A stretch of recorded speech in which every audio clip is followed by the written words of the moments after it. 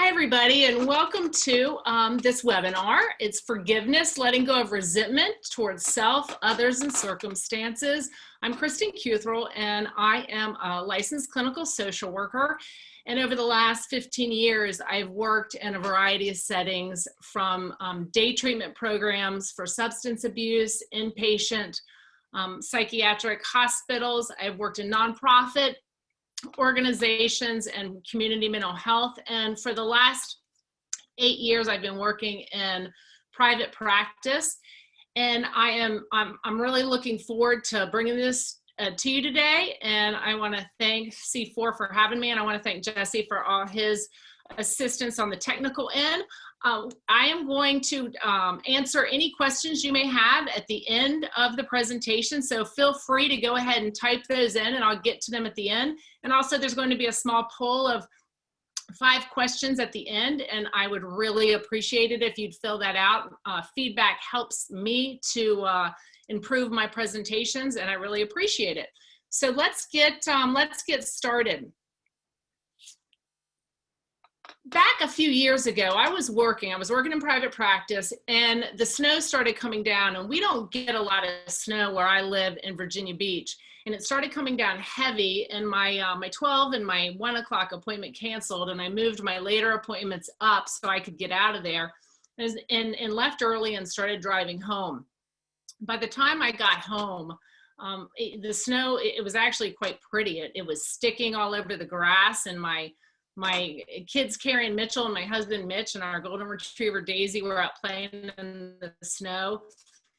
And my daughter was already trying to make a snowman out of the snow that had fallen. And as you know, when snow just falls, somewhere to form that first snowball. And I was watching her try to pack this snow, and she worked hard at it. And finally, she was able to make this snowball. Difficult at first, but as she started rolling and snow started sticking to the snowball, it kept getting bigger and bigger and bigger. Hard at first, and then it became a little bit easier as the momentum was building. And I sat there and I was looking at my family playing in the snow, and I thought about how many things build. And I thought about my clients, and I thought about people I had worked with in the past, and I thought about myself, and I thought about how resentment can build. And then I also thought about how gratitude can build. And I thought about forming a snowball effect. And I thought about the snowball effect.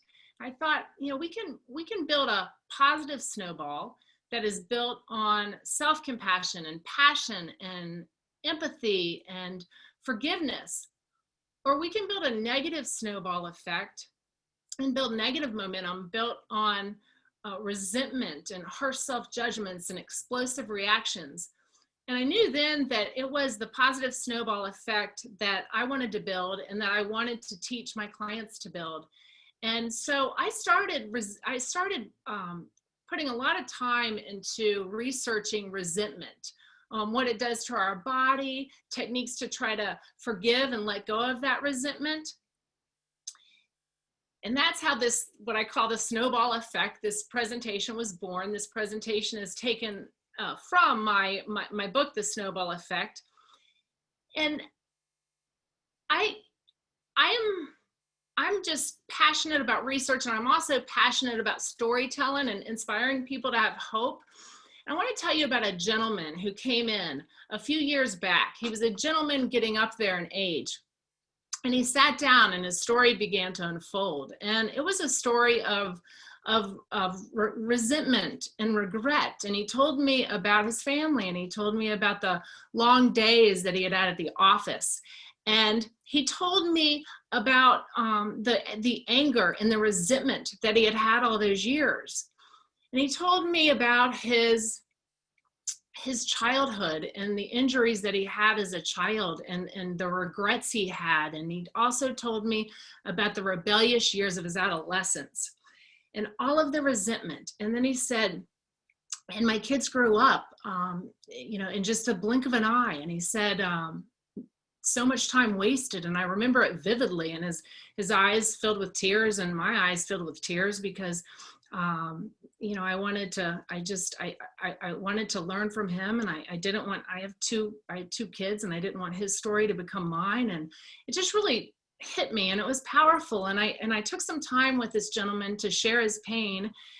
And then I kind of switched directions with him and wanted to help him see that his life was not over. And as long as he continued to think about the past and continued to think about the things that he couldn't change, he was wasting a valuable opportunity to be able to move forward and to be able to do some things different, and to be able to move forward in life, because it's really, really never too late.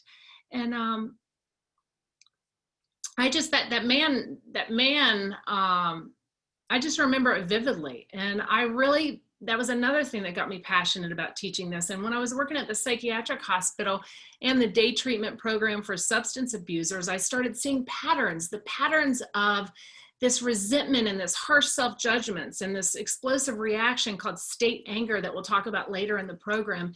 And again, it grew my passion to want to help people through this. And that's where this whole thing was born. Years ago, I read a book, and it was called Tuesdays with Morrie. Some of you may have read it, and it was about Mitch Albom. It was by Mitch Albom, and it was about Mitch Albom going to an old professor of his, Maury Swartz. It's a true story. And Maury Swartz had a terminal illness, and Mitch would go there once a week on Tuesdays to get some advice on living from Maury. And one quote that resonated with me in the book was, "Forgive yourself before you die, and then forgive others." Maury says to Mitch, "There's no point in keeping vengeance and stubbornness. These things I regret so much in my life: pride, vanity. Why do we do the things we do?" The objectives that we're going to be going over in this presentation are: the attendees, you, will be able to discuss and teach 4 letting go of resentment techniques to others when you finish this program. Objective 2 is you'll be able to utilize a cognitive behavioral approach to letting go of resentment by identifying distorted beliefs and teaching others how to restructure them. Objective 3 is you'll be able to explain why self-compassion is so important, and you'll be able to discuss techniques that will help others become more self-compassionate. And finally, you'll be able to describe at least 10 techniques to help others calm their sympathetic nervous system and decrease state or explosive anger. So we're going to talk about how resentment affects us. It hurts our spiritual health, our emotional health, and our physical health. It hurts our spiritual health no matter what your spiritual beliefs are. We have a purpose. We have a purpose to serve. We have a purpose to help one another. And if we are so caught up in resentment towards ourselves, resentment toward the circumstances we're under, which is a big one right now because things have been so rough, or resentful to others that have hurt us, it is going to take us away from our calling. And we all have strengths, and we all have a calling, and that will take us away from that, and it will hurt our emotional health. Research shows that people who are full of resentment tend to have they're at a higher risk for a lot of anxiety and depression. Finally, it hurts our physical health. There's a whole lot of research out there, and I used a lot of it for this presentation, that shows about the risk of heart disease when we're full of resentment. Some of the other ways that resentment negatively impacts us are, again, the increased risk of heart disease, high blood pressure, chronic fatigue, sleep problems, impaired immune system, headaches, raising children who are either withdrawn or reactive themselves, increased asthma attacks, skin problems, legal problems, incarceration, domestic violence, failed relationships, and job loss in a stressful work environment. So how do we let go of resentment? Through a lot of research and trying these methods on clients, what I have found to be really effective are, and these are some of the ones we're going to go over, is allow yourself to grieve and seek support, the practice of radical acceptance, identifying why you do what you do, changing the way you think about letting go, a cognitive behavioral approach, knowing the person who hurt you may have been wounded the same way, the sticky note approach, and finding the lesson in the pain. We're going to go over these 7 approaches, and this whole presentation really is drawn from the cognitive behavioral approach, the positive psychology approach, and a dialectical behavioral approach, and spirituality. So we're going to start with allowing yourself to grieve and seek support. Letting go of resentment, it's just so important to make it clear that letting go of resentment is not the same as just getting over it. When we are hurt, we need time to grieve, and we need to seek support and not grieve alone. I'm going to tell you a story, and I changed details to protect confidentiality, but this woman I'm going to call Cheryl, who was a client of mine. Her real name wasn't Cheryl. But what happened to Cheryl is she was married to a gentleman who had a very demanding job, and she had 5-year-old twins. And she remembers one day, it was her twin's birthday, it was her twin's 5th birthday, and there was a knock on the door. And when Cheryl answered the door, it was a man saying, "Please keep your husband away from my wife." And that's actually when Cheryl learned that her husband was having an affair. And when she questioned him about it, he did say, indeed, he was having an affair and he wanted to leave the marriage. And Cheryl grieved this for a long time. Nobody can tell you how long the grieving process is going to take, but the most important thing was Cheryl came to counseling. She sought out friends. She grieved this. She did not want to let this resentment play out on other members of her family. She didn't want to displace her anger onto her twins or anybody else for that matter. And finally, I won't forget the day that Cheryl finally came to me and she said, "You know, I'm okay. I'm ready to move on. I've forgiven Steve and I'm ready to move on." But she had to do that grieving. It's just so important. You see, if we are hurt and we just immediately sweep all those emotions under the rug, they're going to come back. They're not going to disappear. They're going to come back as anxiety or depression or headaches or backaches or addictions. They're going to come back. So as we talk about letting go of the resentment, I wanted to talk about the importance of the grieving process, allowing yourself to grieve. The practice of radical acceptance. Radical acceptance is a part of Marshall Linehan's dialectical behavioral therapy.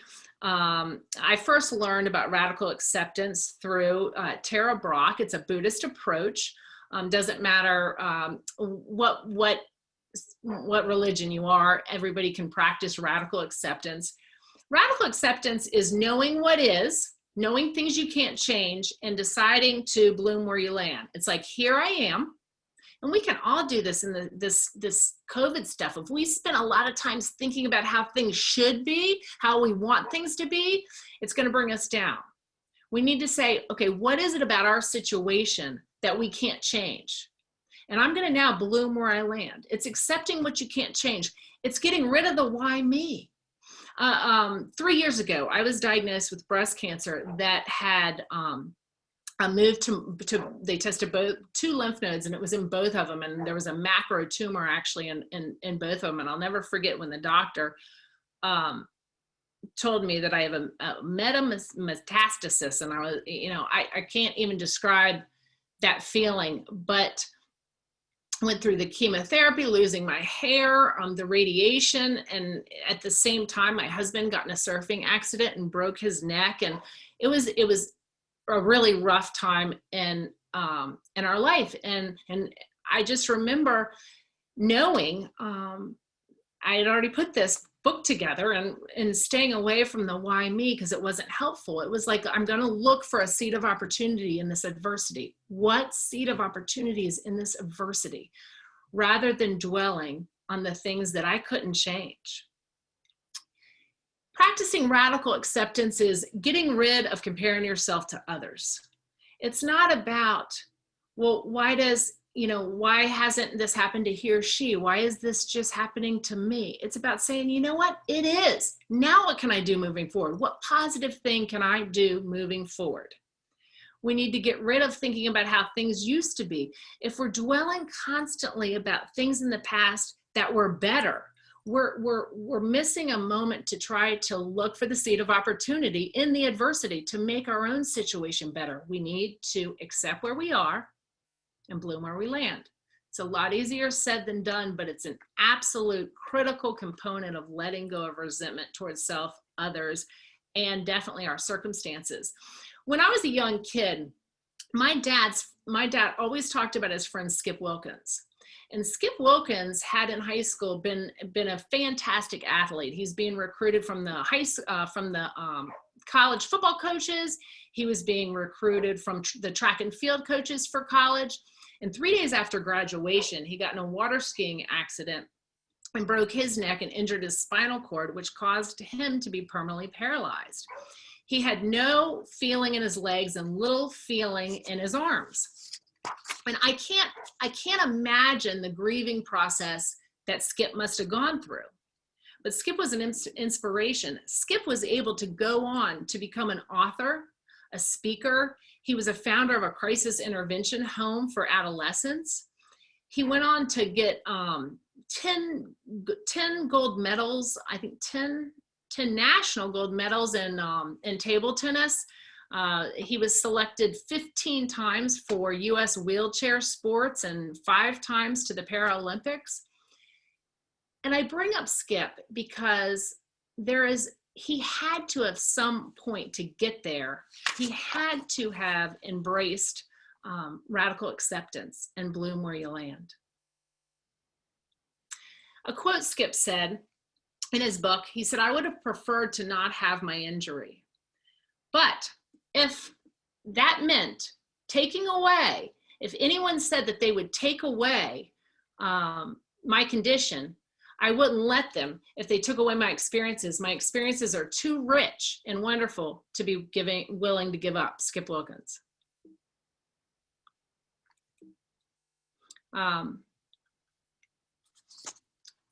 Okay, another technique is identifying why you do what you do.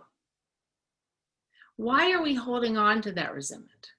Are we holding on to that resentment to punish them? Another way to look at it is by holding on to the resentment, it's not going to bring justice. Are we holding on to the resentment because I want to punish myself? Do I deserve it? Well, remember, I have a calling in this world. And if I am going to be consumed and resonate over the mistakes I've made in the past, I'm going to not be able to help people. I'm not going to be able to fulfill that purpose. I'm going to make things worse if I think that I need to hold on to resentment against myself because I need to punish myself. No, I need to bloom where I land. Do I avoid accountability? I need to ask myself, is that why I'm holding on to this stuff? I worked with a guy called Sam, and Sam grew up in a very abusive home. His dad told him he was worthless. He told him he would never amount to anything. But what happened is when Sam would lose a job, he'd think, well, it was because of my childhood. And when he wouldn't show up to something on time, well, it was because of my dad and because of this and because of that. And when he finally learned to let go of that resentment towards his own father, realizing that his dad had grown up the same way, he was able to hold himself accountable. He recognized that he was powerless as a kid, but he wasn't powerless anymore as a grown man.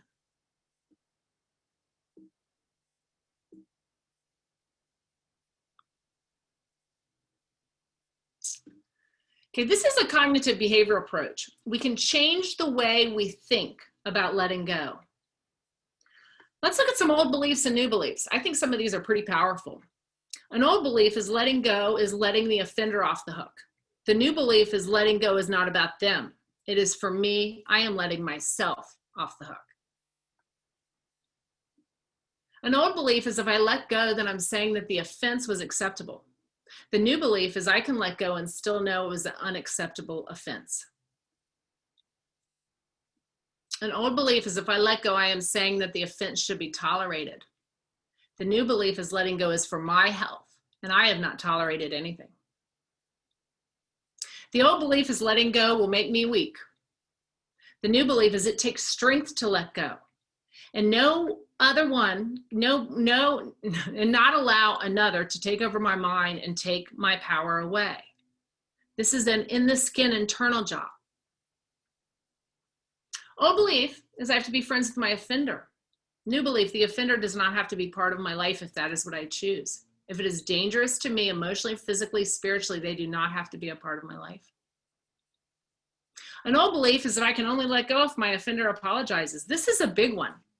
Because the new belief is I can spend the rest of my life waiting for an apology and I may never get it. Letting go is for me so I can move on with my life with or without the apology. An old belief is if I let go, my offender wins and I lose. The new belief is if I do not let go and move on with my life, I lose. The true winner is the one who lets go and finds peace in life. Old belief is they've ruined my life. The new belief is I will not allow another person to destroy my life. It is my decision.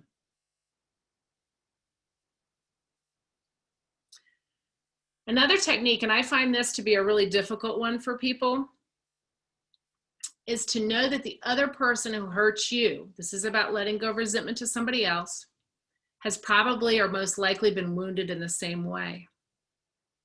Some people call this heroic forgiveness. It's the role of understanding. A lot of people blame their parents and they hold all this resentment about the way their parents treated them. Those feelings do need to be grieved and validated, like we talked about at the beginning. But the parents can blame the parents, can blame the parents. We're going to change that pattern in a family, but the resentment can eat us up if we don't learn to let it go. And letting go takes time. Studies show, there have been research, studies show that the longer you spend really working at trying to let go of resentment, the more effective it'll be. Sticky note approach. I'm a very visual person, so I like the sticky note approach. Whether you're trying to let go of resentment towards someone else, yourself, or your circumstances, you get some sticky notes.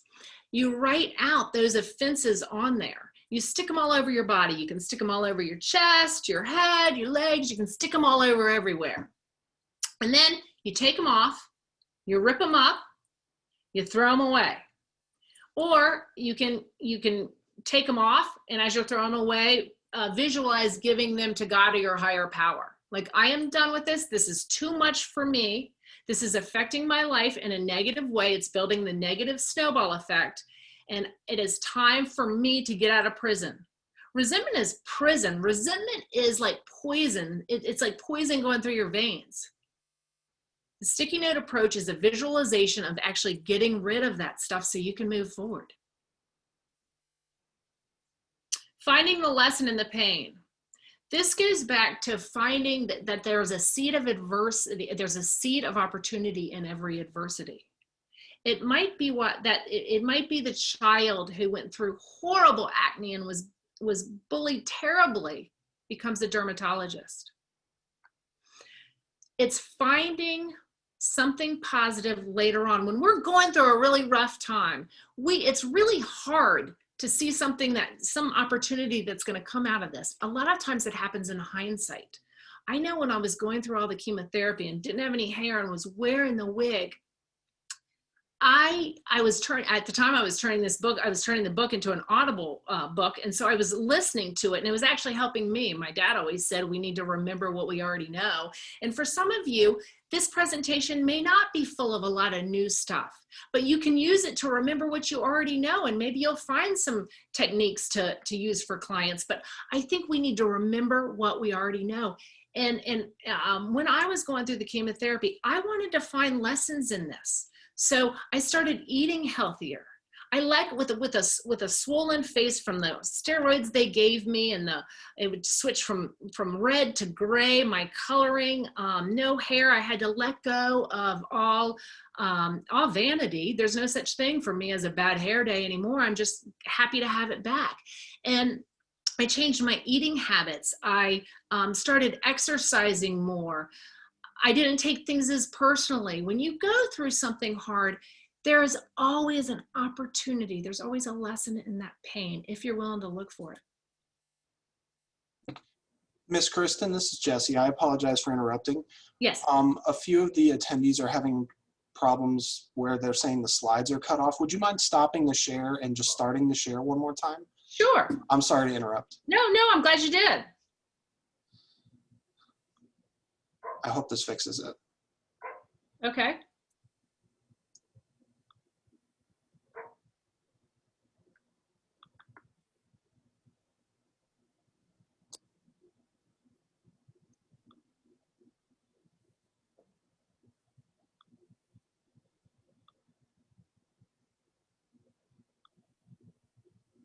Okay, that looks good to me. So I apologize again for the interruption. Jesse, thank you so much. You can interrupt me anytime to make it so we can fix things. You're welcome. Okay.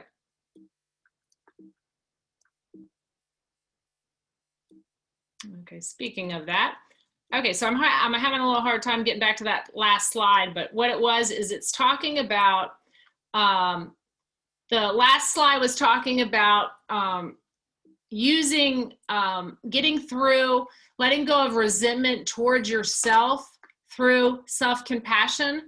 And self-compassion is really treating yourself with kindness and treating yourself the way that you would want to treat a best friend, or treating yourself the way that you would want to treat a child. Self-compassion isn't feeling sorry for yourself. It's validating your own feelings, though, and it is being nurturing and validating to yourself. It's the opposite of dismissing. It's just honoring the feelings and the situation you're in, and just being kind and nice to yourself as you would another person. Kristin Neff has done a ton of research. She's written books, she's done TED Talks, she's done a lot of research on self-compassion, and she has found that self-compassionate people experience greater intimacy in relationships. And the reason is because they allow themselves to make mistakes. They know their mistakes don't define them. So, and they're not going to be so quick to project their own insecurities onto the person they're in a relationship with. See, if we're not self-compassionate and we think, let's say we think we're not smart enough, our mistakes define us. Let's say we think we're not smart enough. Then we may project that onto somebody else in our relationship and think that they think we're not very smart, and we are going to treat them more defensively. And it's actually coming from our own insecurities, which is caused by not treating ourselves with enough self-compassion. Her research shows that self-compassionate people are less aggressive for the same reason. They're not defensive. They know they're allowed to make mistakes. They know their mistakes don't define them. They try to learn from the mistakes, but they're not so self-conscious about them, which actually makes them less aggressive. She found that self-compassionate people are better able to admit and learn from mistakes. That's what we've been talking about. And self-compassionate people are more accountable for their actions. They're less defensive. Again, if I know my mistakes don't define me, then I'm going to be more accountable. It's not going to threaten me. I'm going to be lighter on myself, so it's going to be easier to admit mistakes, which is actually going to make me more accountable.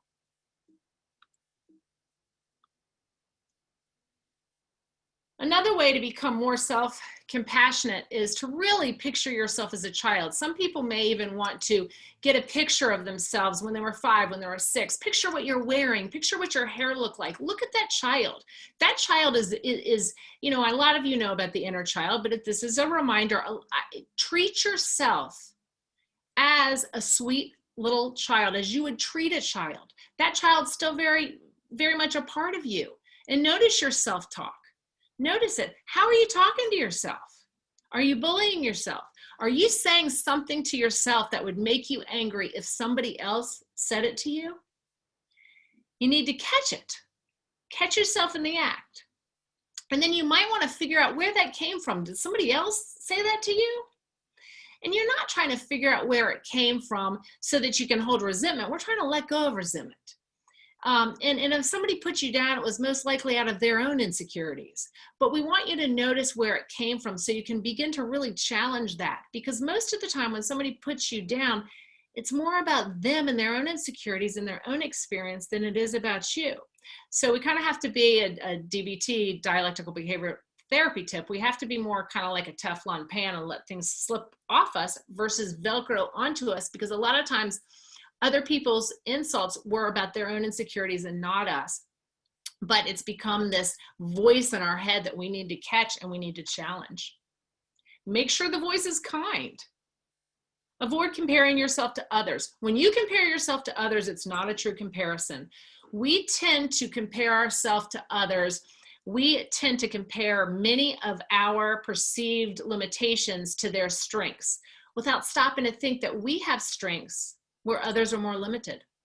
And if you can't identify your strengths, we need to work on that self-compassion because everybody has them. So, and another thing is social media doesn't help this. People post their highlight reel. I can't tell you how many times, and I know a lot of you all probably go through it with your clients as well, where I'm not friends with my clients on Facebook, but sometimes I see things that come up, you know, I'll say so-and-so's friends with a friend, or I don't know, but some of the things, or a client will show me something they posted, and it might be something about their husband gave them roses and it's a perfect marriage and they're really struggling. So try not to compare yourself to social media either. It's not a real comparison. We all have strengths and we all have struggles. Here's some other ways to treat yourself with compassion. And please feel free on your own to add to this list, to call a friend, to find a quiet place to read a book, get a massage, join a club or organization, volunteer in some way, learn to tell others no, exercise, exercise, exercise, get active. Eat healthy foods, meditate, pray, see an inspirational movie, take a yoga class, find a hobby like gardening or painting or whatever you enjoy. Set boundaries with others. Validate your own feelings, that's self-compassion. Try to work on developing some healthy coping skills, not going to the negative things that are going to end up short-term gratification, but long-term misery. Stay away from those things. Use kind self-talk and read to a child. You can share this list with the people you work with, and you can also add to it. Okay, letting go of explosive reactions. We're going to talk a little bit about state anger. Resentment is kind of a low-level, long-term anger. State anger is more of an explosive anger. It's at the moment. And people who hold on to a lot of resentment have a shorter fuse. So they tend to be, not always, but they tend to be, they're at higher risk for explosive reactions. Viktor Frankl's quote, I love Viktor Frankl's quote. He said, between a stimulus and a response, there is a space. And in that space, let me go here, is our power to choose our response. In our response lies our freedom, our growth, and our freedom. So it's about that space between when something triggers your anger and your response to it. Inserting that pause, inserting that space is so powerful, because when you have time to think about your response, you're going to always respond better, which will always leave you with less regret.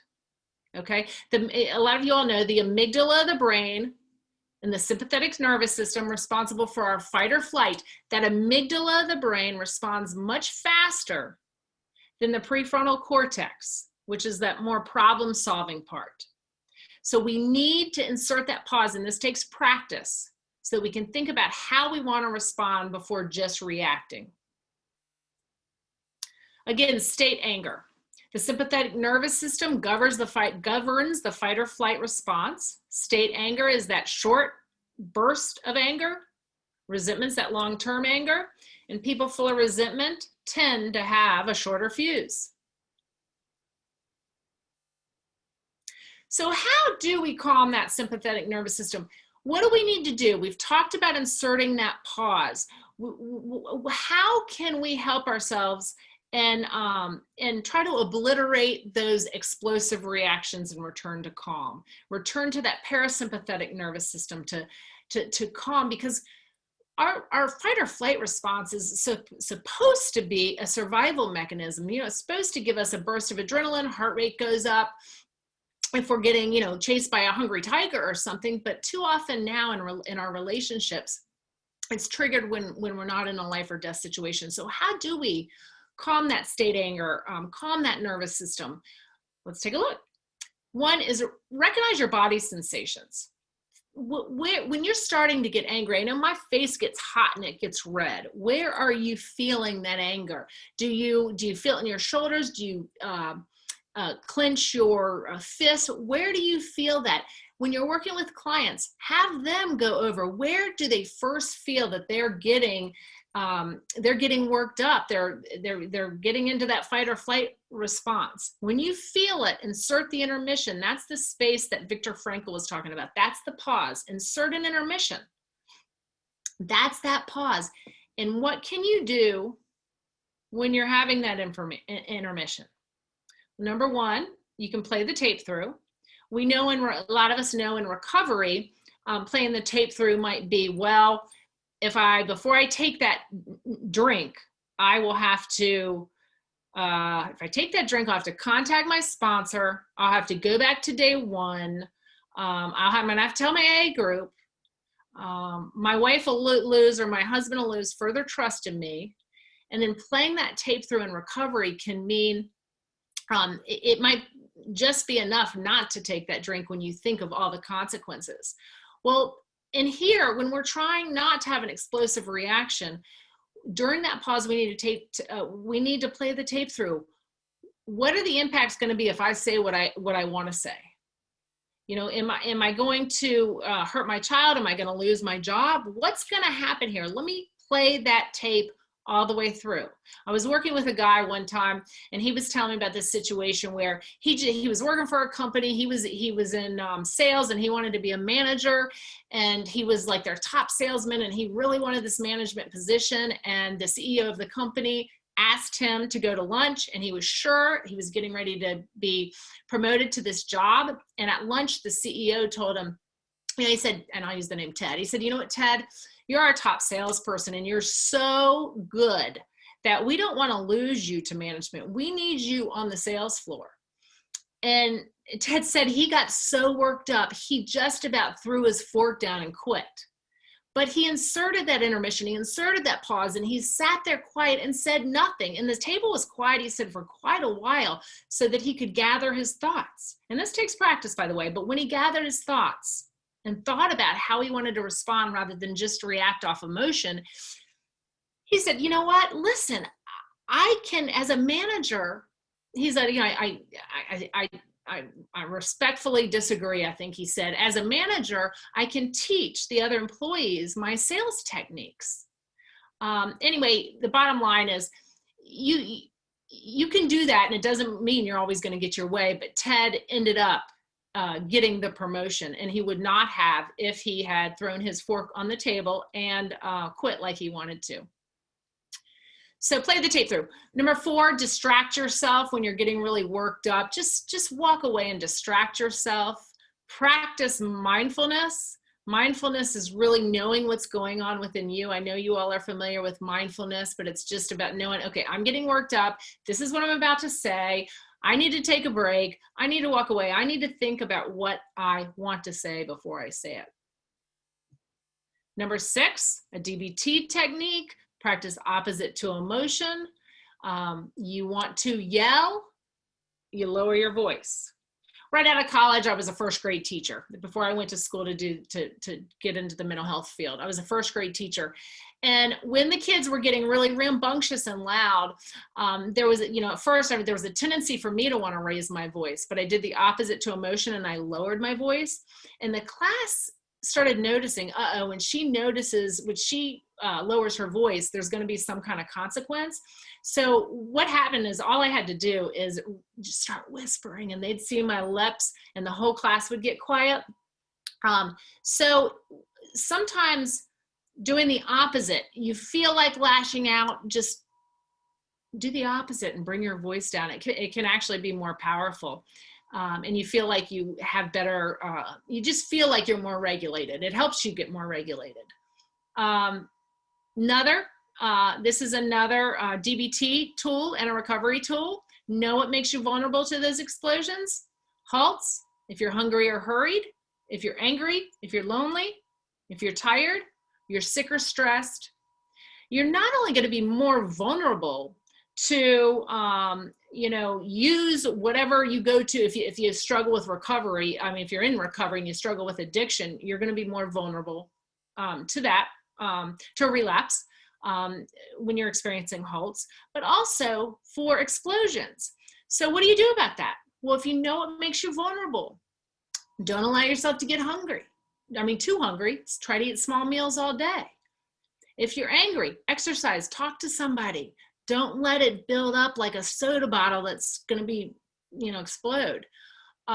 If you're lonely, talk to a friend, talk to family, talk to a therapist. If you're tired, try to get enough rest. If you're sick or stressed, just know that you're going to be more vulnerable to these explosions. So, do the best. We can't always, things happen, but do your best to take care of yourself. Self-care, and self-care, it boils down to self-care, and self-care is self-compassion. Okay, pray, practice meditation. These things, read the research, they will help you stay calmer. Number 10, refuse the invitation. You don't have to, if somebody triggers you, you don't have to engage in a confrontation. It does not make you weak, okay? If you're driving down the road and somebody makes a rude gesture at you, maybe they use their middle finger, or they do some kind of rude gesture and you have no idea why. It's about taking that pause and being able to say to yourself, you know what? That person's having a rough day. I don't need to make it my problem. I don't need to have a rough day. That doesn't make me weak. Walking away doesn't make me weak. I can refuse the invitation to engage in that. We'd have a lot less road rage if people can refuse the invitation. Exercise, exercise, exercise. We all know exercise is good for returning to calm. And avoid making assumptions. The book I read years ago, a lot of you probably read, the 4 Agreements, talks about making assumptions. A lot of times our assumptions aren't accurate. Seek clarification, seek clarity, and ride the wave of emotion. Being frustrated is not comfortable, but many times if something happens, rather than explode, if we kind of ride that wave, maybe we need to talk to somebody. A lot of times, if we give it that space, that intermission, that pause, that Viktor Frankl's talking about, we'll settle down and we'll be able to respond rather than react. So now I want to talk a little bit about the 5 Ps. The 5 Ps. You can, teach these to the people you work with. Teach it to your clients. These are skills that you and I may know, but a lot of our clients, a lot of the people we work with, they don't know. And I just kind of wanted to give you all a roadmap and some tools you may want to use with your clients. But it's important to know the 5 Ps, the patience, the practice, the progress, the perseverance, and the prayer. Because if just like writing with our non-dominant hand takes practice, these skills for most people take a ton of practice. I know they took a lot of practice for me, and I haven't gotten them all down. I have a teenage daughter who said, I've gotten upset, and she's like, and you teach explosive reactions? I don't get it right all the time, but I do look at progress, not perfection. So we need to be patient with ourselves. That is another part of self-compassion, to be patient with ourselves. We need to practice this stuff. We need to tell our clients that they're going to need to practice this stuff. And again, we need to look at progress. progress isn't like an inclined plane that goes straight up. It can be like 2 steps up, a step back, 2 steps up, a step back. But as long as we get back up when we take that step back, we will keep moving forward. So we need to look at progress and perseverance.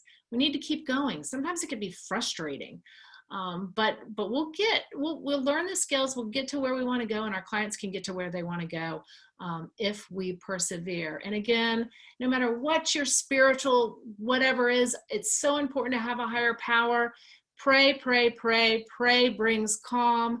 And finally, now go teach others. I want to share this with you so you can teach others, because I'm so passionate about letting go of resentment, letting go of resentment to yourself, letting go of resentment to others, letting go of resentment of these circumstances, knowing what you can control and what you can't control, and giving up the fight when you can't control it. What can you control? If somebody has hurt you in the past, the worst thing is for you to continue to hurt yourself in the present and in the future. You have something to offer the world. I have something to offer the world. And our clients, the people that we work with, have something to offer the world. But this resentment keeps them in prison. It is like poison. So I'm just passionate about helping people try to let that go. And this takes patience, practice, progress, perseverance, and prayer. Now go teach others. If you have questions, I want to hear it. I put down my website, I put down my email. You can type your questions, you can send them on. I'm getting ready to open the Q&A. Remember to do that little poll, because I want to improve this. I want to keep speaking out, but I need to hear from you what I can do to improve it. That is really helpful to me. Again, I want to thank Jesse. He's been awesome. I love to present in person. Technology is not my comfort zone, so I'm getting a little bit out of my comfort zone here. So Jesse's been a big help. But anyway, there's how to reach me. Let me do this and try to get into bear with me, because I said I'm getting out of my comfort zone with the technology today. I usually like to present in person, but with the COVID, we're all getting out of our comfort zone one way or the other. Okay, so let me do this, and then I'm gonna look up for the Q&A. There we go, Q&A. Stephen, here's a quote I love. To forgive is to set the prisoner free, and to learn that the prisoner is you. Oh my goodness, I love it. I love that. If you all, anybody else have quotes, share those too. And Whitney, thank you. Whitney, thank you so much for joining me. Thank you all for being patient with my discomfort with technology. Any more questions, any more quotes you all want to share? That'd be great. Please feel free.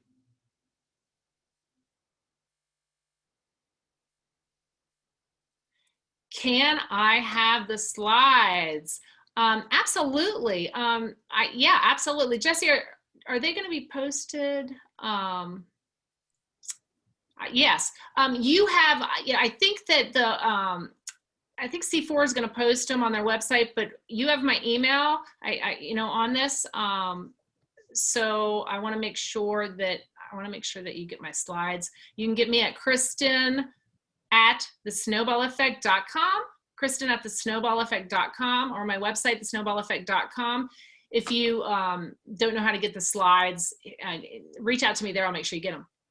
Hi, Ms. Kristin, it's Jesse. I just wanted to let you know that the slides will be posted to the c4events.org on our past webinars page. We'll have those up within 24 hours. Okay, great. Thank you so much, Jesse. So there you go. Go to the C4 website. They'll be up within 24 hours. Thank you so much, Jesse. Felicia, thank you for this information. Very well presented. You are so sweet, Felicia. Like I said, I love to present, but technology is a little out of my comfort zone, but I'm learning. I want to get better at it. And that, you know what, that's the seed of opportunity in the adversity. This COVID thing is gonna get me out of my comfort zone with technology. So thank you for saying that. Stephen, awesome job. You're awesome too. Thank you so much. I hope you gained something out of this. Thank you so much for commenting. Let's see. Bessie, how would you work for an 85-year-old female who has resentment against her late parents? So I'd say to you is go within 24 hours, go to that C4 website, get these slides, take a look back over them, and then and maybe you could work with her similar to the older gentleman that came in to see me, and go through some of these steps with her. Let her know that although at 85, her life isn't over, and this is poisoning her. Maybe you could help her to see that many times people that hurt us were once hurt the same way. Many times parents do the best they can with what they know and what they have, and we end up getting hurt. But many times it's because they've been hurt the same way. So Bessie, good question, but I think if you go back through the slides and use some of these techniques with her, it may be helpful. Any others here?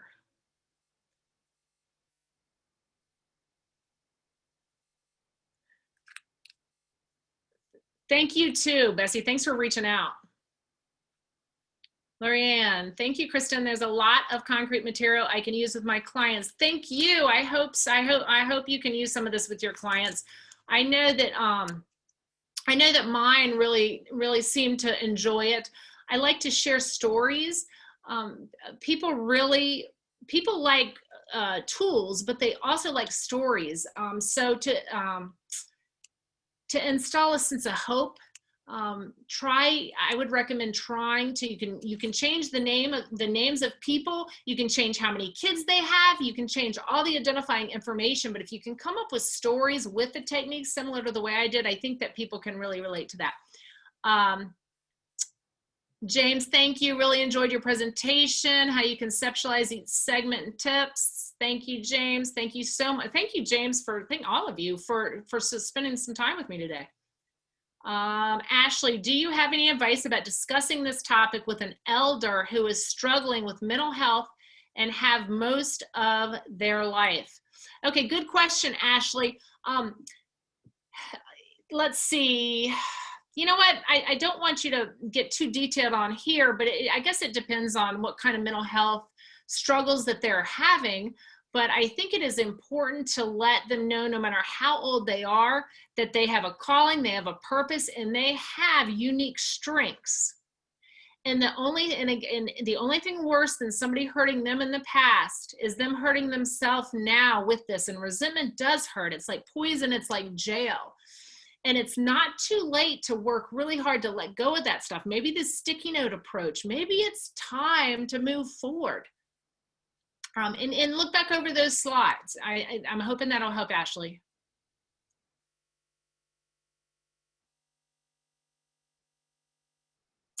Hi, I'm a student studying psychology. I really liked your webinar. I want to attend more of your presentation in the future. So how I'm gonna reach you for webinars like this? How am I gonna reach you for webinars like this?